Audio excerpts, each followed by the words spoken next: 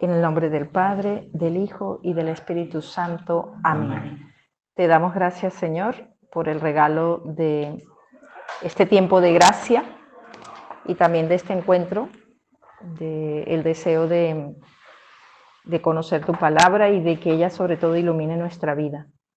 Te seguimos pidiendo que tu Espíritu nos acompañe. Gloria al Padre, al Hijo y al Espíritu Santo. Como era en el principio, ahora y siempre, por los siglos de los siglos. Amén. Bueno, vamos siguiendo, ¿verdad?, el camino del Evangelio de Lucas, y es muy, muy especial, diría yo, que justamente por donde vamos está coincidiendo con este tiempo litúrgico, ¿eh? Dios se encarga como de ayudarnos de muchas maneras a tomar conciencia del tiempo que como iglesia vamos ahora a celebrar, que es la Pascua, que estábamos diciendo antes de empezar la grabación, mientras estábamos aquí colocándonos, que es un tiempo muy, muy, muy importante, es el central de nuestra fe. Eso es importante decirlo. Es el fundamental, es la columna, es como en una construcción lo que sostiene, pues la Pascua es fundamental. Y entonces me parece también muy especial que, siguiendo el Evangelio de Lucas, estemos acompañando a Jesús en su subida a Jerusalén, que bueno, ya prácticamente la próxima semana vamos a ver el desenlace.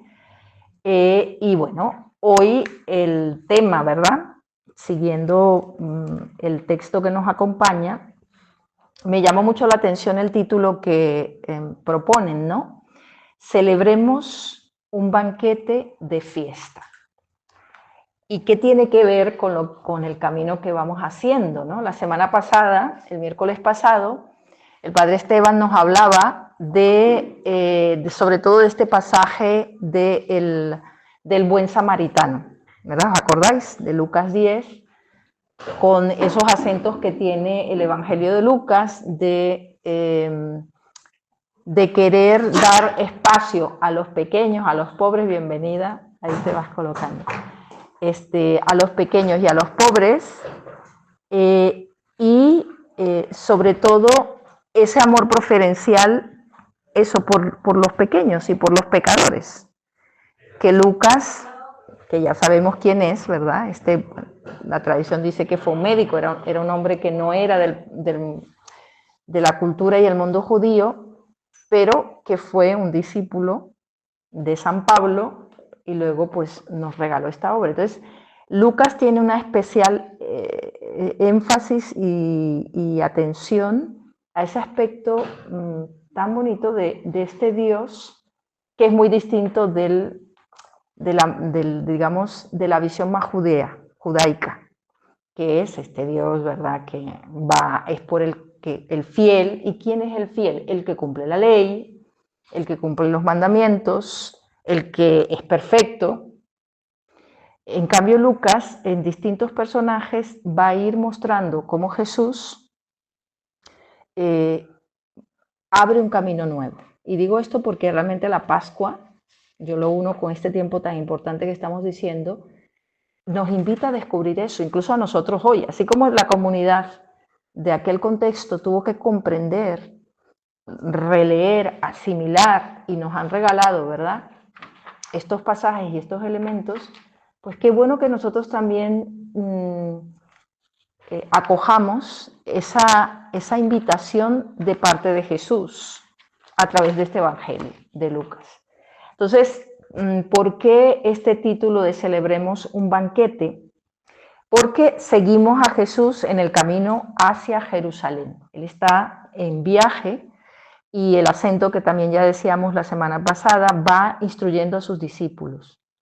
Jesús ahí, Lucas lo presenta, sí, va haciendo milagros, va haciendo signos, pero él sobre todo está hablándole a los discípulos. Por eso también nos está hablando a nosotros hoy, ¿no? Somos esos continuadores. Y la sesión que hoy nos invitan como a poner la atención va de Lucas 13, 22, Lucas 13, 22 al 15, 32. A mí me ayudó, son muchos pasajes, pero 15, 32, versículo 32. Que eso empieza que Lucas sigue diciendo, Jesús predicaba, iba por los pueblos, y el 15:32 es la parábola esta preciosa de Lucas, ya sabéis, el hijo pródigo, que como hemos dicho, lo decía también en la semana pasada el padre Esteban, y estoy de acuerdo que debería ser el Padre Misericordioso el nombre de esa parábola, pero es la parábola de los dos hijos, porque vuelve a ser el mismo contexto, ¿verdad?, del Evangelio. Jesús está frente a los religiosos de su tiempo, los escribas, los fariseos, y ven la imagen, ¿no? Ellos perfectos, ¿verdad?, intachables, pero en la imagen de la parábola van a ver dos hijos. Pero lo más bonito es que a los dos el padre los quiere muchísimo, solo que cada uno de ellos no se da cuenta. El menor, evidentemente, y el mayor, que estaba en casa, tampoco se daba cuenta, que eso tiene bastante miga también para como uno pensarlo, ¿no? Pero bueno, en esta sesión, a mí me... Sí, es Lucas 13:22 hasta el 15:32. O sea, es un detalle que también, bueno, aquí no estamos haciendo un curso exhaustivo de la palabra, pero la palabra, normalmente veis, la escuchamos parcelada en el Evangelio, pero para entenderla mejor y cuando se estudia por sesiones. O sea, ¿por qué? Porque un evangelio, un milagro, una parábola, tiene un contexto.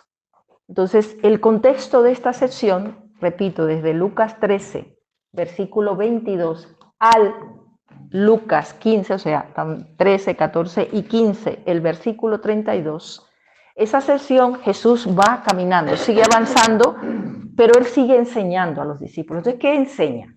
A mí me ayudó a tomar nota, si hice ese trabajo, si queréis, os lo digo porque no nos va a dar tiempo ahora a profundizar, pero es muy interesante.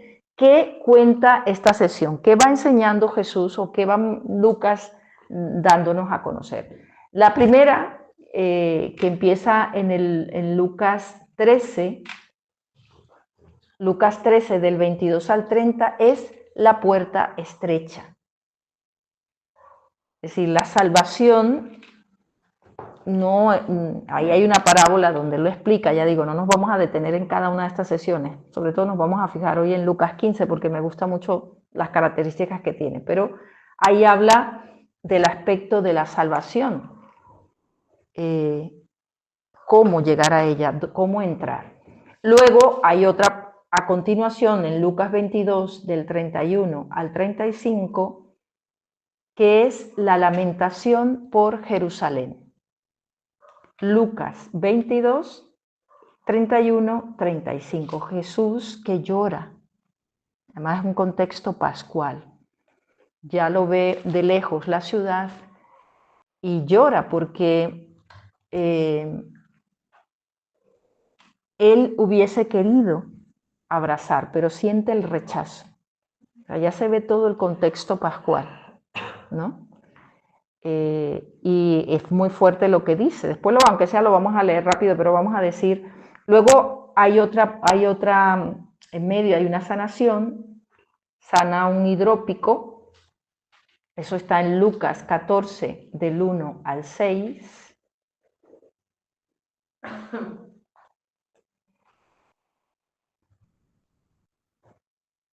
Lucas 14, 1 al 6, la sanación a un hidrópico.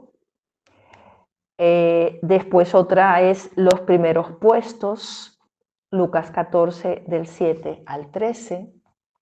¿Qué dice Jesús de eso?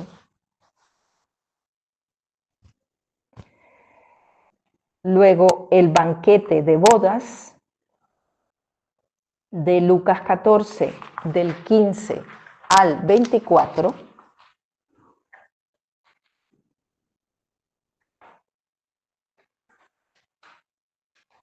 Y el discípulo,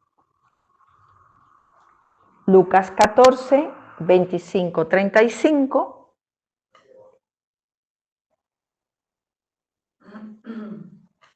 Y cierra con la parábola de la misericordia, que es Lucas 15, del 11 al 32.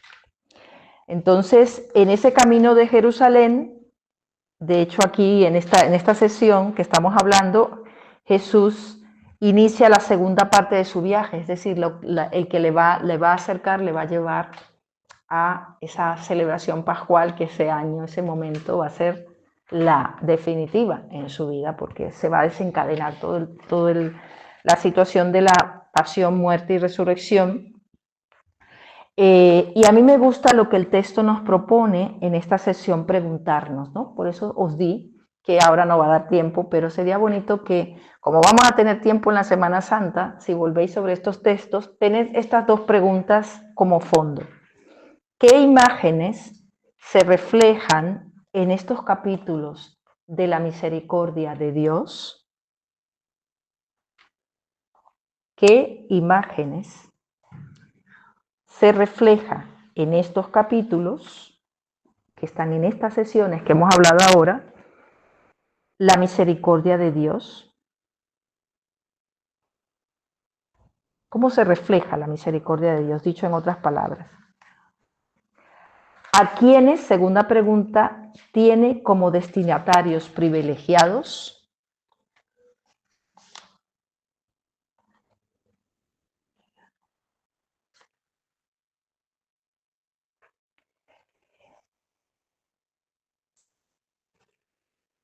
Y vamos a saltar, ¿verdad?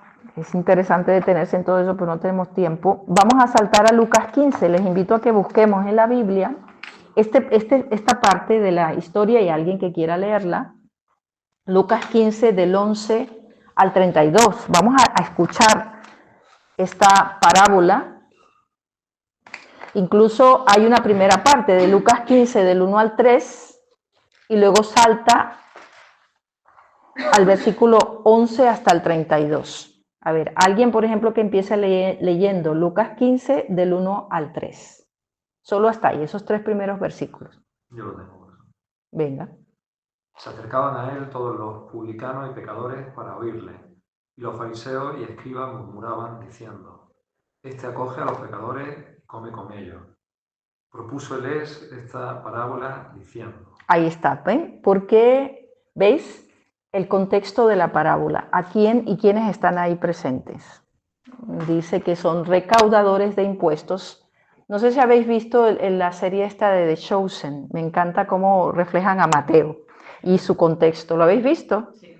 Os la recomiendo, de verdad. Vale la pena también haciendo aquí propaganda. Pero es que es interesante porque te hace, The Chosen es de los elegidos, significa eso. Y es muy interesante porque es la perspectiva de los que seguían a Jesús, los discípulos. Y nos puede dar muy, muy buen contexto incluso de esto que Lucas, es verdad que no es 100% toda la palabra, pero es una obra muy bien realizada. Y aparece un personaje allí que es Mateo, que era un recaudador. Yo vi ese capítulo y fue impresionante. Mira, ahí está, exacto, The Chosen, los elegidos significa. Entonces, es impresionante porque Mateo tiene que ir, o sea, él es un judío, los recaudadores eran judíos porque conocían y entendían las leyes judaicas y el pueblo judío, pero ayudaban al imperio. Entonces, para su pueblo eran odiados, porque eran, imagínate, los que ayudaban a los opresores a unos impuestos que además eran súper injustos, era terrible ese sistema ahí, muy injusto y atropellante de todo tipo de dignidad, abusaban, hacían, y si no pagaban, incluso llegaban a esclavizarlos o a quitarle la esposa, los hijos, era muy fuerte.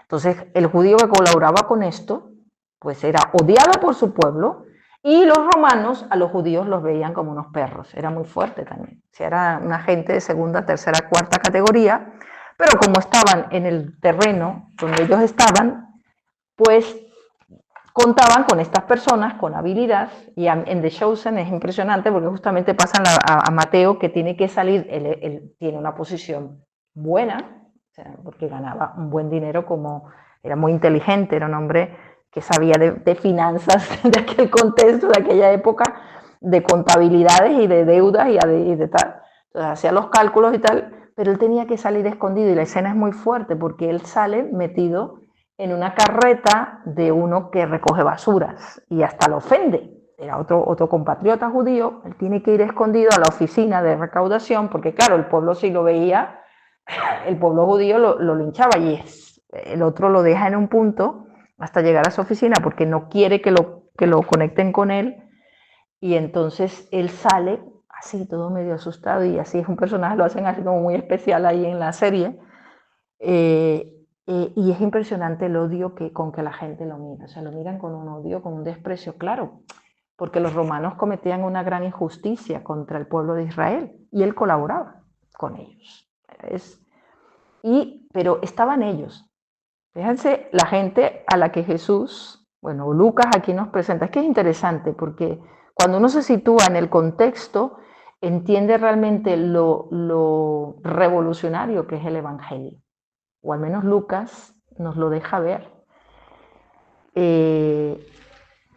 Recaudadores y pecadores, pero por otro lado estaban los fariseos y los doctores, que siempre estaban acechando todo lo que hacía. Y ya Jesús en esta etapa y en este momento ya había hecho un gran recorrido apostólico, por tanto era conocido, había hecho muchos milagros, muchas curaciones, sabemos, ¿verdad? Y ya también para ellos, para los fariseos, Jesús ya era un problema realmente a quitar de medio. Y en vez de él bajar la tensión, fijaros, ¿no? Vean el contexto de esta parábola. No, él va a dar un claro mensaje. Él está intentando hablarle al pueblo de Israel, a los judíos, a los religiosos de su tiempo. Oye, que Dios, el Dios de Abraham, de Isaac y de Jacob, no es un Dios solo normativo o un Dios que está ahí contabilizando las faltas o si no le cumples a la perfección, que no, que es un Dios compasivo. Es que es muy fuerte la imagen, quizás para nosotros, por eso digo que el de Chosen te ayuda a ver el contexto y a comprenderlo, porque uno escucha esto y no llega a captar el escándalo que era Jesús para los judíos y para los religiosos de su tiempo. Es que era un escándalo, porque para ellos tendría que estar lejos, o sea, se ponían a la distancia con los pecadores, porque eran unos impuros, estaban fuera de la salvación de Dios. Y Jesús los acoge, les habla. Por eso la parábola, ahí escuchar esta parábola con este contexto tiene otro sentido. Entonces, ¿qué parábola da? Saltemos, vamos a leerla. Saltemos al versículo 11 hasta el 32, ¿no? Porque dice que les contó a una parábola, a unos y a otros. Vamos a escucharla, vamos a leer esa parábola desde el versículo 11 hasta el 32. ¿Quieres leerla? También les dijo: un hombre tenía 2 hijos. El menor de ellos dijo a su padre: Padre, dame la parte que me toca de la fortuna. El padre le repartió los bienes. No muchos días después, el hijo menor, juntando todo lo suyo, se marchó a un país lejano y allí derrochó su fortuna viviendo perdidamente. Cuando lo había gastado todo, vino por aquella tierra un hambre terrible y empezó él a pasar necesidad. Fue entonces que se contrató con uno de los ciudadanos de aquel país, que lo mandó a sus campos a apacentar cerdos. Deseaba saciarse de las algarrobas que comían los cerdos, pero nadie le daba nada. Recapacitando entonces, se dijo: ¿cuántos jornaleros de mi padre tienen abundancia de pan, mientras yo aquí me muero de hambre? Me levantaré, me pondré en camino a donde está mi padre y le diré: Padre, he pecado contra el cielo y contra ti. Ya no merezco llamarme hijo tuyo. Trátame como a uno de tus jornaleros. Se levantó y vino a donde estaba su padre. Cuando todavía estaba lejos, su padre lo vio y se le conmovieron las entrañas. Y echando a correr, se le echó al cuello y lo cubrió de besos. Su hijo le dijo: Padre, he pecado contra el cielo y contra ti. Ya no merezco llamarme hijo tuyo. Pero el padre dijo a sus criados: sacad enseguida la mejor túnica y vestídsela. Ponedle un anillo en la mano y sandalias en los pies. Traed el ternero cebado y sacrificadlo. Comamos y celebremos un banquete, porque este hijo mío estaba muerto y ha revivido. Estaba perdido y lo hemos encontrado. Y empezaron a celebrar el banquete. Su hijo mayor estaba en el campo. Cuando al volver se acercaba a la casa, oyó la música y la danza. y llamando a uno de los criados, le preguntó qué era aquello. Este le contestó: ha vuelto tu hermano y tu padre ha sacrificado el ternero cebado, porque lo ha recobrado con salud. Él se indignó y no quería entrar, pero su padre salió e intentaba persuadirlo. Entonces él respondió a su padre: mira, en tantos años como te sirvo, sin desobedecer nunca una orden tuya, a mí nunca me has dado un cabrito para tener un banquete con mis amigos. En cambio, cuando ha venido ese hijo tuyo que se ha comido tus bienes con malas mujeres, le matas el ternero cebado. Él le dijo: hijo, tú estás siempre conmigo y todo lo mío es tuyo, pero era preciso celebrar un banquete y alegrarse, porque este hermano tuyo estaba muerto y ha revivido, estaba perdido y lo hemos encontrado. Qué impresionante, ¿verdad? Qué fuerte, ¿no? Me gustaba lo que dice aquí la reflexión, que dice que si todos los evangelios fueron pasto de llamas, o sea, si fuera un desastre así que quisieran eliminar, pero se salvara esta página, este texto, esta parábola del hijo pródigo, pues condensaría la esencia de lo que Jesús nos vino a enseñar y a mostrar de quién es Dios. Y es quién es Dios en esta parábola, el Padre. Es un Padre profundamente misericordioso y amoroso, pero no solo con el primero, el hijo menor, que también es muy fuerte, lo hemos dicho muchas veces, pero siempre a mí me impresiona cuando vuelvo sobre este texto y lo que hace el hijo pequeño, ¿no? Pedir la herencia a su padre en vida. Eso es como matarlo, porque ningún hijo le pide a los padres la herencia vivos. Eso puede ser un arreglo. Sí, bueno, pero fíjate, es muy fuerte, o sea, piénsalo, sí, claro, hacer muchas cosas, ¿verdad? Pero piénsalo un poco así, lo normal es, exacto, los padres, aquí muchos sois padres, ¿verdad? Y claro que un buen padre y una buena madre pues trabaja, invierte, pensando ya no solo en sí, o sea, ya los hijos marcan una salida de uno mismo, ¿verdad? Ya toda tu vida, todo lo que haces, todo lo que construye, está puesto en la mira de esos hijos que hayas tenido, que Dios te haya regalado. Pero es muy fuerte pensarlo, que un hijo le pida a su padre anticipadamente, además como se lo dice, dame la parte de mi herencia, la que me corresponde. O sea, como dice, ya no me importas tú, me importa lo que tú me vas a dar, me importan tus cosas, no me importas tú. O sea, es como alguien que ha sido bien amado, bien sostenido, porque este padre no era pobre. Si tenía herencia, si tenía medios, y de hecho después lo vamos a ver en la segunda parte, cuando le hace la fiesta, o sea, no era pobre, no era un hijo que era en ese sentido que vivía en una situación que podemos decir, no es que el padre lo tenía estrecho y no sé qué, no, estaba muy bien. Y en su propia conversión, ¿qué es lo que él recuerda? De dónde él venía. Estaba muy bien. Pero prácticamente es como si matara al padre anticipadamente diciendo, dame, o sea, vamos aquí a repartir las cosas porque o sea, tú estás muerto para mí. Y eso puede ser una forma, no sé qué pensáis de esto, sería interesante como frente a nuestra propia fe y frente a lo que recibimos, porque nosotros somos esos hijos, los hijos de Dios. Y hay mucha gente que en el fondo con Dios vive como este hijo. O sea, le vamos pidiendo a Dios la herencia. ¿Qué es la herencia? Es lo que te permite vivir, ¿verdad? O es esa base que te puede dar proyección a tu vida, que es lo que, por eso es que los padres pensáis, ¿verdad?, dejar una mejor base que la que habéis tenido a vuestros hijos.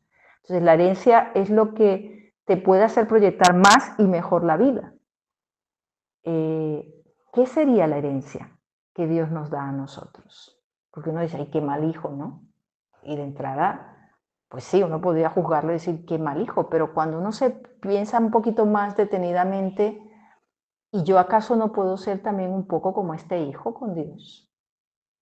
Porque le pido la herencia de lo que Él me ha dado, porque Dios no lo ha dado todo a nosotros. la vida, la inteligencia, los años que vives. Nadie aquí nos damos cuerda para decir hasta la fecha estamos viviendo o vamos a vivir. Aquí, ¿quién puede decir cuántos años va a vivir?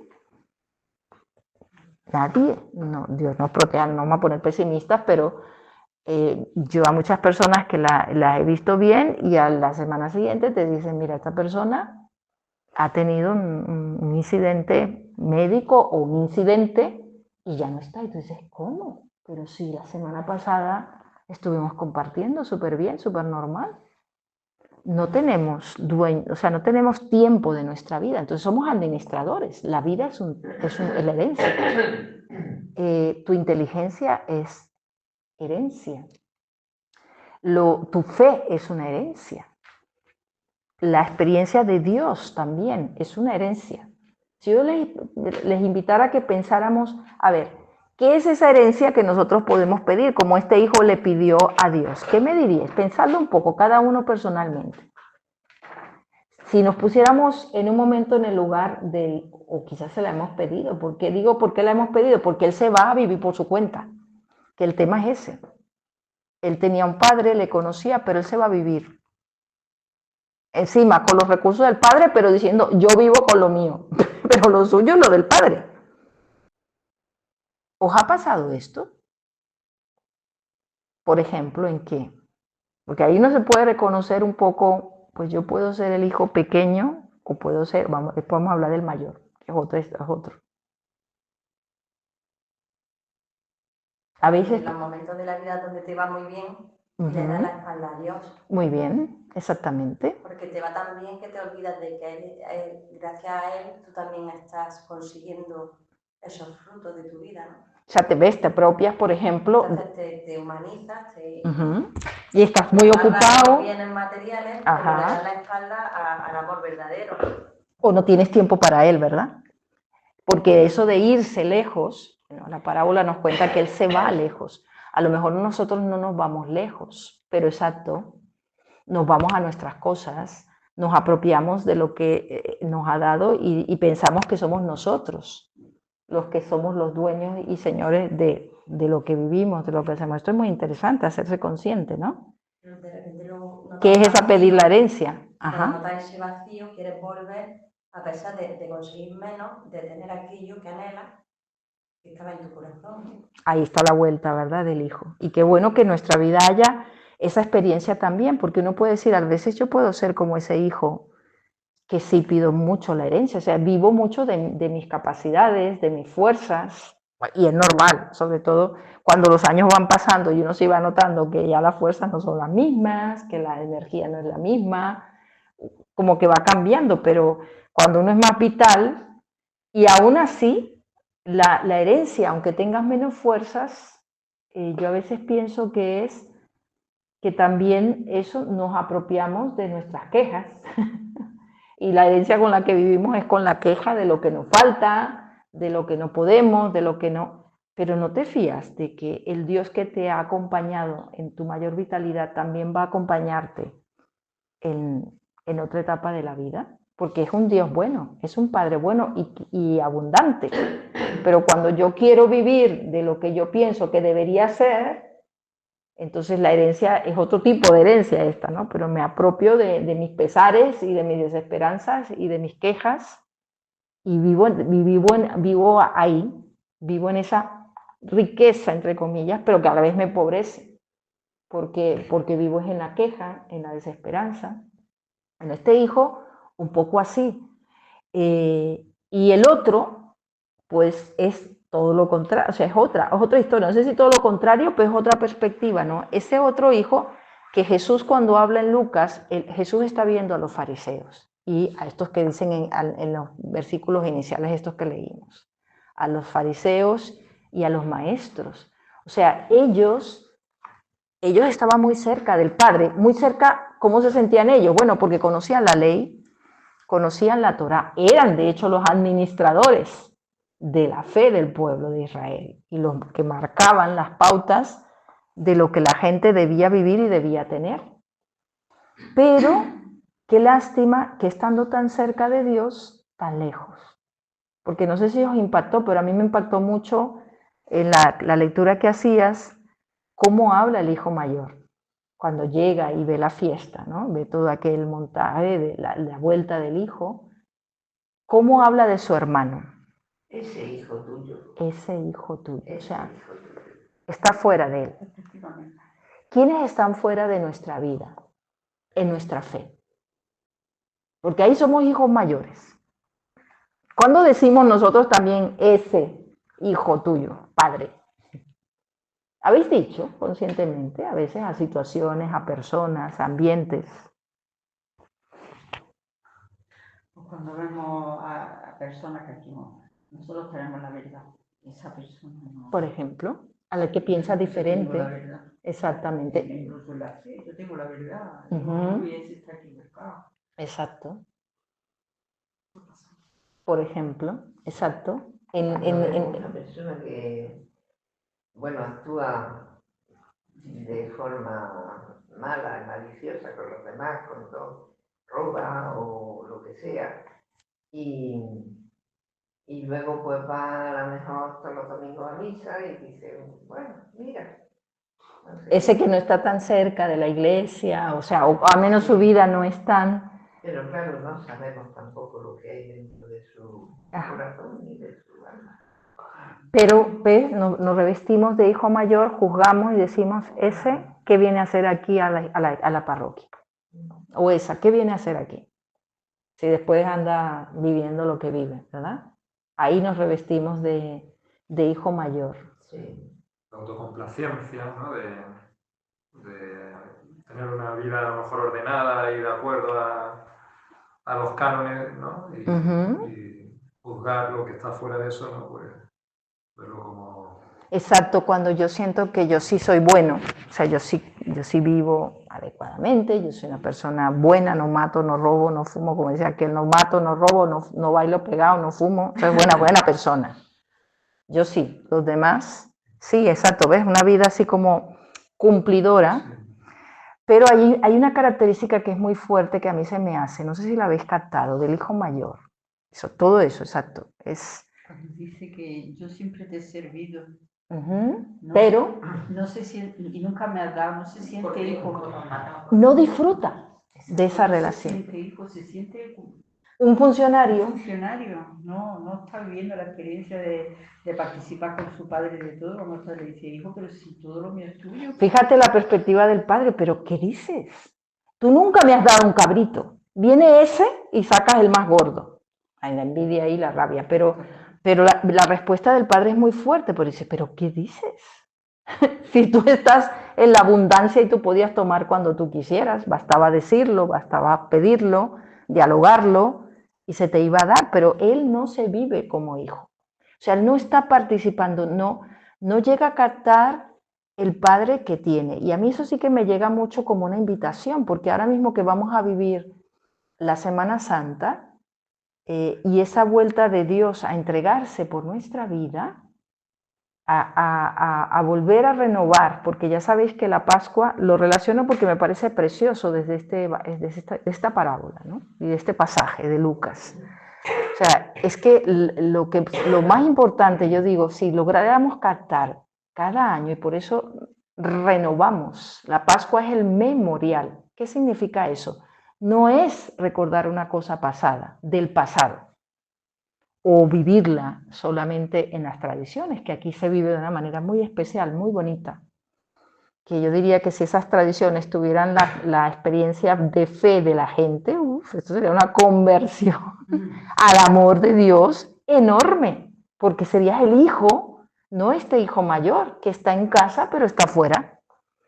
Este hijo mayor que sabe que tiene un padre, que tiene de todo, pero él se vive fuera. Fuera, o sea, no hay conexión, no hay afecto, no hay cariño. En el otro tampoco, el otro tenía interés, pero así todo, y todo el pequeño, algo reconoce del amor del padre, porque en su fallo garrafal dice, voy a volver a pedir perdón. Confiaba. Ajá, algo de confianza, así que la había, o al menos él decía, bueno, hijo ya no voy a poder ser, porque ya ya gasté, derroché mi parte y además me he portado, o sea, él es consciente de que se ha portado súper mal y no viene con la intención de sentirse otra vez parte de la mesa, como cualquiera. Ahora me encantará como estamos aquí sentados, es verdad, aquí somos parte de una mesa redonda, es muy especial porque todos iguales. Bueno, el deseo de Dios es que cada persona, cada hijo se sienta en su lugar y se sienta hijo, hija de Dios, no fuera de, ni juzgando, ni trabajando para Dios. Ahí Jesús está viendo, sobre todo en el contexto aquel, a estos que cumplían todo a Dios y además exigían un cumplimiento fiel de la ley para sentirse hijos de Dios y juzgaban a los otros, ¿verdad? Pecadores, los hijos menores, esos, de hecho, estos fariseos y maestros, a los pecadores así, esos. ¿Y qué Dios es el que presenta a Jesús? Es que es precioso. Uno que sale al encuentro del uno y del otro. Y a los dos les dice, les invita a lo mismo. Al pequeño a darse cuenta que nunca ha perdido su dignidad. Él es hijo. Habrá derrochado y habrá malbaratado efectivamente toda la herencia. Él mismo se dio cuenta lo triste y lo lamentable de vivirse así porque acabó sin nada. Pero el hijo mayor, también muy, muy triste, porque viviendo dentro está fuera. ¿A qué invita a los dos? A entrar a la fiesta. Por eso, celebrar un banquete. O sea, entrar en la experiencia de saberme hijo e hija de Dios. Y a mí esto me encanta porque la Pascua, ojalá Dios nos regale esa experiencia. Que no seamos hijos mayores, que ya sabemos celebrar la Pascua, ya sabemos qué pasa el lunes santo, el martes santo, no se diga del triduo, sabemos cuándo empieza, como el jueves, el viernes de Dolores, lo sabemos todo. Y hasta vamos a colaborar, no sé qué vais a hacer aquí en la parroquia o en otros movimientos, otros grupos que sé que estáis y seguramente vais a colaborar activa, y muy bien, eso es maravilloso. Pero no olvidéis de no ser hijos mayores, es decir, de estar al servicio de las cosas de Dios, pero sin Él, de no sentirme profundamente amado y que la entrega que el Hijo, que Jesús, que va camino hacia allí, quiere hacer, es para todos, pequeños y grandes, pobres y no tan pobres, pero que a todos nos ofrece la oportunidad, como les estaba hablando a estos, de experimentar quién es el Padre. Y es alguien que les ama con locura y que lo único que desea es que tú tengas la vida, devolvernos la vida. Pero tengo que despertar, o sea, tengo que tomar conciencia, y yo diría que esto es una invitación. Pensaba que esta lectura y lo que hoy se nos propone es primero hacerme consciente cómo yo lo relacionaba con la Pascua, si nos puede ayudar. ¿Cómo entro en esta Pascua 2025? ¿Como el pequeño o como el que está en casa siempre, que ya lo sabe todo, que ya lo conoce todo y que ya no encuentra novedad? Que ya es una bonita tradición y ya. Pascua significa paso, ¿verdad? ¿Sabéis? Bueno, pues ¿qué paso de Dios nuevo va a tener Dios en tu vida? Pues con la novedad que como hija, hijo de Dios, te vivas. Entonces, sencillamente eso, ojalá que el Dios de Jesús rompa nuestros esquemas y nuestras cosas ya sabidas como hijos mayores, o que el mal o las opciones que nos alejan de esa experiencia no nos hagan no disfrutar, porque la invitación es a disfrutar, de experimentar un nuevo paso que le dé fiesta a mi vida, banquete, ¿no? Y es bonito porque termina la lectura en una fiesta. No se sabe, al final, fíjense que queda abierto, finalmente queda abierto esto, o sea, no se sabe si el hijo mayor se reconcilió o se fue furioso, por lo que se ve estaba muy molesto. Sin embargo, el encuentro, ¿verdad? El padre le sale al encuentro, como le salió al otro, y lo abrazó, le puso el anillo, le devolvió todo lo que él había perdido y lo sentó a la mesa, también corrió a buscar al otro. Es que es precioso. Y le salió al encuentro y lo invitó. Es curioso, aquí el evangelista no dice qué pasa. Y a mí eso me hacía pensar porque nos deja la libertad de escoger si me quedo o entro. O si me quedo como hijo mayor, yo lo aplicaba a la Pascua, vivo esta Pascua como el hijo mayor que está en casa, que ya sabe, que conoce, pero ya no disfruta, ya no se convierte, ya no encuentra nada. Y es duro, el contexto siguiendo a Lucas, este es el drama de Jesús. Yo me imagino a aquellos fariseos escuchándole, cual hijos mayores, juzgándolo, y después vamos a ver el drama. Si seguimos, no nos va a dar tiempo porque la próxima semana, como estamos en plena Semana Santa, ya no nos vamos a encontrar, nos encontraríamos en la resurrección. Pero los siguientes pasajes van a desencadenar toda la situación para Jesús que va a llevarlo, va a llegar a Jerusalén, ¿verdad? Al final de este viaje, de este camino es Jerusalén. Y ya Jesús lo dice ahí en el versículo 13, el que mata a los profetas y los apedrea. Ya él veía, vislumbraba, que pues se iban a quedar así. Como hijos mayores, no acogiéndole. Pero mirad qué fuerte el amor de Dios, que Jesús no retrocede en su camino.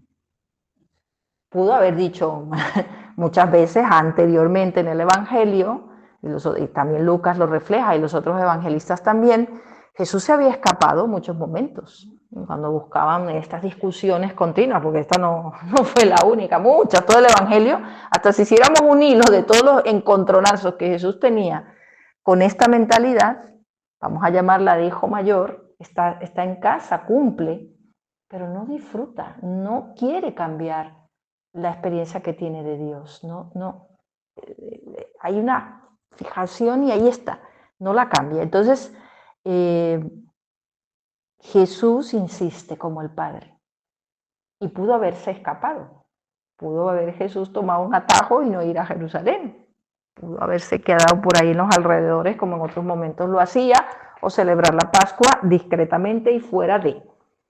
Pero Jesús, como tiene el corazón del Padre muy vivo dentro de sí, por eso me encanta que el final no está dicho, porque nos deja escoger, eso es otro rasgo siempre del Evangelio, y los evangelistas lo expresan tan vivamente, cuán libre Dios nos deja para escoger, conocer y experimentar cada vez de manera más nueva y más intensa y más consciente el Dios en el que creemos. ¿Quién es Él? Pues es un Dios que ama al que con corazón limpio, aunque haya equivocado, y eso es el menor, se haya equivocado garrafalmente, pero con un corazón pequeño y pobre, vuelve. Entonces Dios se vuelca con misericordia, se vuelca todas sus entrañas de amor y de misericordia. Y con el otro también, pero se encuentra con una pared. Y es que no le acoge, que se siente fuera y mira desde fuera y con dureza al Padre. Hay una imagen, ¿verdad?, que está dibujada, que es de Rembrandt, creo, esta imagen del Padre, y ahí está a las sombras el Hijo Mayor. Es muy fuerte también esa imagen, pero es, no sé, como la invitación a que no entremos, o sea, a que no nos quedemos fuera. Yo diría para terminar, ojalá que no nos quedemos fuera de la fiesta, del paso de Dios con tu vida y la fiesta que Dios quiere hacer con la vida de la iglesia, porque es con cada uno de nosotros, pero también a nivel de iglesia, como iglesia, ojalá que podamos entrar en ese banquete de amor, de misericordia, que hace todo nuevo, que renueva. Y ahí la Pascua, por eso es que tiene la fuerza y por eso celebramos con mucha fuerza la resurrección. aunque aquí tradicionalmente y en las imágenes que más, digamos, se les da realce es a la pasión y a la muerte, porque son todas las imágenes de la pasión y de la muerte, toda la catequesis que hacéis tan bonita, ¿verdad? De las imágenes que salen, si os dais cuenta, es el mayor destaque es la pasión, el Cristo flagelado, llevado ahí en la última cena, todas esas imágenes es la pasión y la muerte, el crucificado, ¿verdad? O la dolorosa, las imágenes de María, la Madre. Pero no olvidéis que nuestra fe es pasión, muerte y resurrección, unidas, muy, muy unidas. O sea, es un Dios tan loco de amor, por eso digo esta parábola de Lucas 15, que va al encuentro de cada hijo y que lo único que desea es que todos, por igual, se sienten y disfruten, que ese es el reino, ¿verdad? Y esa es la pasión y el deseo más grande de Dios, pero deja la libertad, por eso el capítulo no se cierra. Cada hijo, o sea, nosotros y cada hijo y cada persona, al final de cuentas, va a decidir frente a este amor del Padre si entra a la fiesta o se queda fuera. Ojalá que nosotros no, ¿verdad? Que entremos en la fiesta de amor nuevo de Dios, de este amor nuevo que Dios nos quiere regalar en esta Pascua y que Él pueda encontrar, sea que nos sintamos como ese hijo pequeño que quizás ha derrochado tantas cosas. Padre, vengo a ti lleno de, no sé, de desesperanza porque me he gastado intentando, entregando, pero se me ha gastado la esperanza porque la he derrochado o he vivido, como tú decías ahora, Esther, en ese apropiarme tanto de las cosas y que soy yo el que llevo las riendas, que bueno, me he desgastado, estoy más gastado y desgastado. Bueno, pues Señor, renuévame. O quizás pues gastando porque el pequeño gasta en baratijas, ¿no? Y a veces la vida, cuando uno se detiene, dice, ¿en qué estoy yo invirtiéndome? ¿En qué estoy yo gastando toda no solo vuestro tiempo, porque yo sé que trabajáis por los hijos, por la familia, y debe de ser así, o sea, invertir toda la energía allí, pero las cosas, hay gente que a veces se invierte tanto por las cosas, pero no disfruta a las personas que tiene, incluso la propia familia, los propios hijos, las personas que ama. Te vas invirtiendo en tantas cosas que no disfrutas de eso. Entonces te quedas fuera. Y cuando vienes a ver, se te pasa la vida y tú dices, bueno, ¿en qué me he pasado yo la vida?